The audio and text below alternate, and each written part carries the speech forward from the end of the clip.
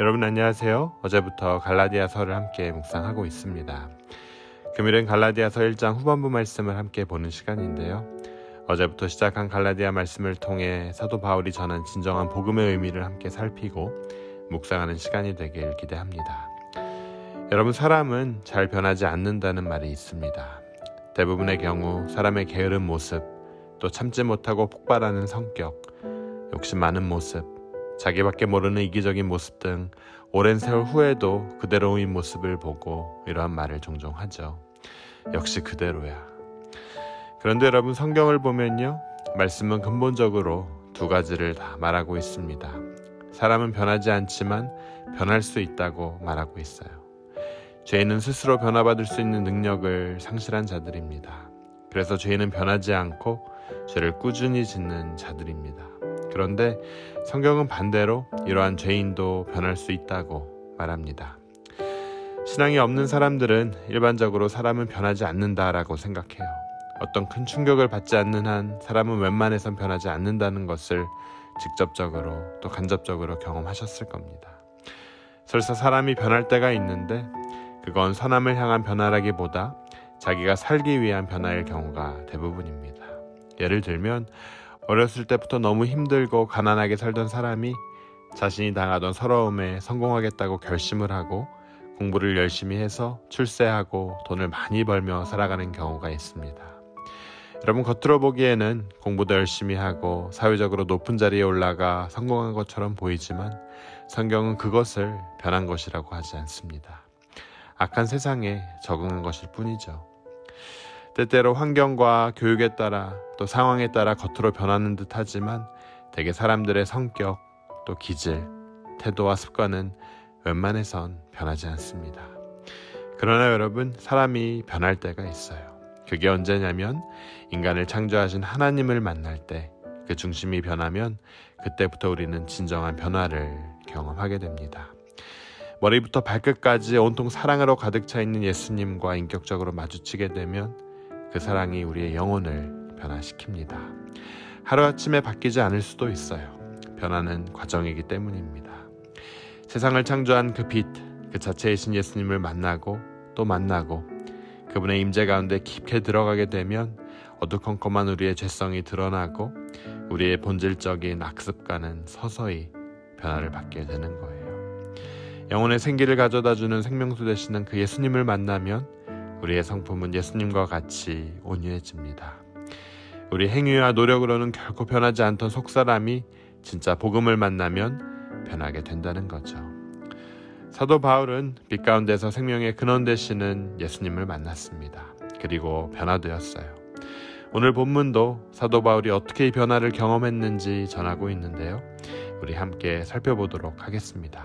첫째, 바울은 예수님을 만난 후 그가 가지고 있었던 열심의 방향이 바뀌었습니다. 열심의 방향, 즉 인생의 목적이 바뀌게 되는 거죠. 금요일 말씀 갈라디아서 1장 13절과 14절이 이렇게 전하고 있습니다. 내가 이전에 유대교에 있을 때에 행한 일을 너희가 들었거니와 하나님의 교회를 심히 박해하여 멸하고 내가 내 동족 중 여러 영갑자보다 유대교를 지나치게 믿어 내 조상의 전통에 대해 더욱 열심히 있었으나. 바울은 유대인으로 태어나 이들의 전통인 율법에 자신의 인생을 건 사람이었습니다. 그 열심이 너무 지나친 나머지 교회와 그리스도인들을 핍박했어요. 하나님의 이름으로 하나님의 사람을 괴롭히는 자가 되었습니다. 하나님의 율법을 무기 삼아 하나님의 마음을 아프게 하는 자가 되었던 거죠. 그러나 바울이 예수님을 만난 후에는 그 열심의 방향이 바뀌게 됩니다. 그가 가졌던 잘못된 동기의 열심이 이제 복음을 전하는 대로 방향이 바뀌었습니다. 이렇듯 복음은 우리 인생의 열심과 열정의 방향을 바꿉니다. 복음은 내 생각으로 하나님의 말씀을 이해하고 판단하는 자에서 하나님의 손에 붙들린 사람으로 나를 변화시킵니다. 여러분, 우리의 작은 생각과 작은 머리로 하나님을 재단하고 이해하는 자가 되길 원하십니까? 아니면 온 우주와 인류를 창조하시고 구원하신 그분의 손에 잡힌 자 되길 원하십니까? 금일 바울을 통한 하나님의 말씀이 바로 우리에게 묻고 있습니다. 두 번째, 바울은 예수님을 만난 후 자신의 과거를 보는 눈이 바뀌었습니다. 과거를 보는 눈, 즉 자신의 소명의식이 바뀐 거죠. 금일 말씀 15절, 16절이 이렇게 전하고 있습니다. 그러나 내 어머니의 태로부터 나를 택정하시고 그의 은혜로 나를 부르시니가 그의 아들을 이방에 전하기 위하여 그를 내 속에 나타내시기를 기뻐하셨을 때에. 바울은 복음을 이방에 전하기 위해 열정과 열심을 가진 사람으로 변화되었습니다. 그런데 이것은 자신이 어머니의 태에서부터 이미 선택된 것이라고 고백하고 있어요. 이 부르심은 즉 하나님이 그가 태어나기 전부터 정하신 것이었습니다. 그 무엇도 그 누구도 하나님이 정하신 것을 바꾸지 못하죠. 사실 하나님의 은혜가 여러분 그런 것 같습니다. 우리가 우리의 삶을 살다 문득 과거를 생각하면 하나님의 은혜와 섭리가 아닌 것이 없습니다.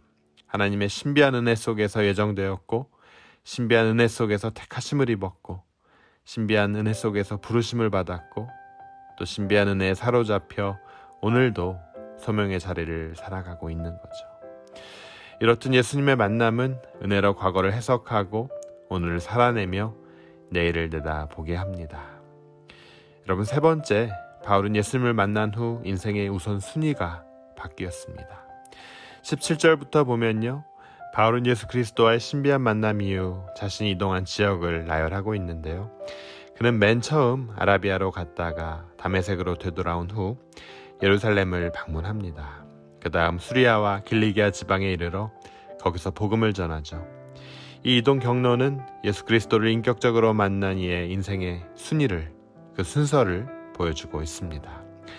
아라비아는 인생의 최우선 장소, 오로지 하나님만 독대하던 고독의 장소입니다.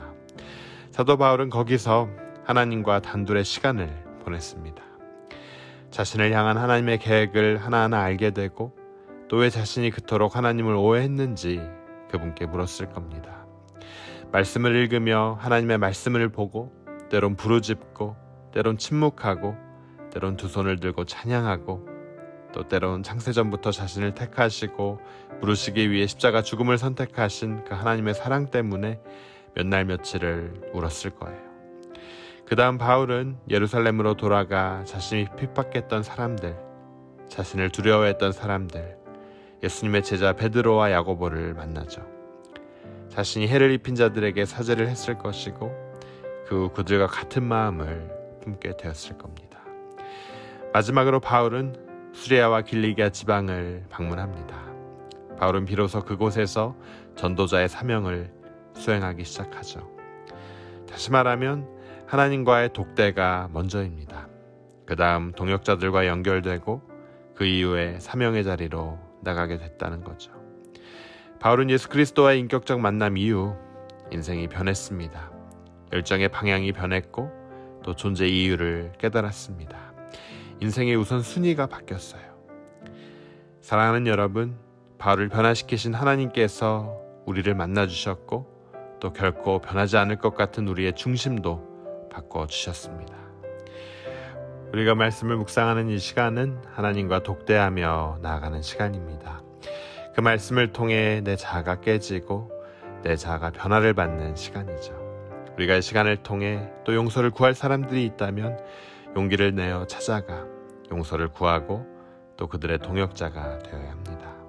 그리고 복음을 전하는 자로 주어진 삶의 자리에서 예수 그리스도의 향기를 풍기는 자로 살아가야 하는 거죠. 그것이 회개에 합당한 열매를 맺는 삶이고 그 열매로 인해 복음은 멈춤 없이 우리를 통해 전파될 것입니다.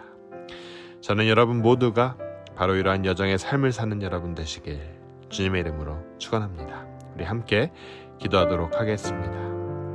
하나님 아버지, 모든 것이 주님의 은혜임을 깨닫습니다. 주님, 우리에게 주신 그 사랑, 우리에게 부어주신 그 은혜에 반하는 삶을 살지 않도록 도와주시고 우리 어머니의 태로부터 우리를 택정하여 부르신 그 은혜에 합당한 오늘 하루가 되게 하여 주시옵소서. 부르심의 은혜를 따라 보내시는 소명을 따라 오늘도 아라비아에서 예루살렘으로 또 수리아로 이동하며 복음에 사로잡힌 열정의 사람으로 살게 하여 주시옵소서. 이 모든 말씀 예수 그리스도 이름으로 기도드립니다.